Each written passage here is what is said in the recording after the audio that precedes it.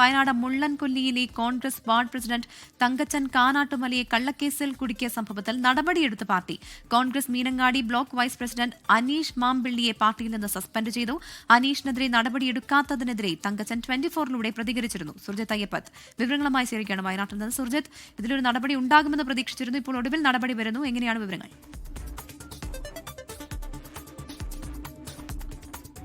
ഇന്നലെയാണ് തങ്കച്ചന്റെ പ്രതികരണം 24 SKN prime time ഷോയിൽ പ്രതികരണം കൃത്യമായ രീതിയിൽ തന്നെ റിപ്പോർട്ട് ചെയ്യപ്പെട്ടത്.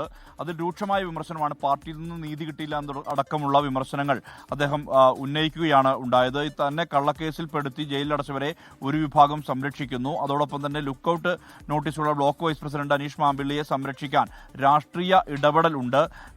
KPCC പ്രസിഡന്റ് വീട്ടിലെത്തിയിട്ടും DCC നേതാക്കൾ ആരും തന്നെ തിരിഞ്ഞു നോക്കിയില്ല. വാർഡ് പ്രസിഡന്റായ തനിക്ക് പാർട്ടിയിൽ നിന്ന് നീതി ലഭിച്ചില്ല.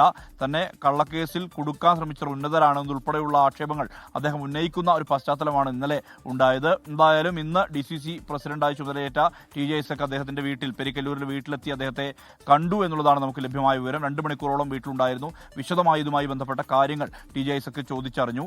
ഇതിന്റെ എല്ലാം തന്നെ തുടർച്ചയാണ് ഇപ്പോൾ ശക്തമായ രീതിയിലുള്ള നടപടിയിലേക്ക് പാർട്ടി കടന്നിരിക്കുന്നത്. അതായത് മീനങ്ങാടി ബ്ലോക്ക് വൈസ് പ്രസിഡന്റാണ് ഈ കേസിൽ, അതായത് തങ്കച്ചനെ കള്ളക്കേസിൽ കുടുക്കിയ വീട്ടിൽ കാർപോർച്ചിൽ കർണാടക മദ്യവും ഒപ്പം തന്നെ തോട്ടകളും അത് എത്തിക്കാൻ വേണ്ടി നീക്കം നടത്തിയ, അങ്ങനത്തെ ശ്രമം ഉണ്ടാക്കിയ, അതിന് ഗൂഢാലോചന നടത്തിയ അനീഷ് മാമ്പിള്ളിയാണ് എന്നുള്ള സ്ഥിരീകരണത്തിന്റെ അടിസ്ഥാനത്തിൽ ഇയാളെ 1-ാം പ്രതിയാക്കി പോലീസ് കേസെടുത്ത് ലുക്കൌട്ട് നോട്ടീസ് പുറപ്പെടുവിച്ചതാണ്.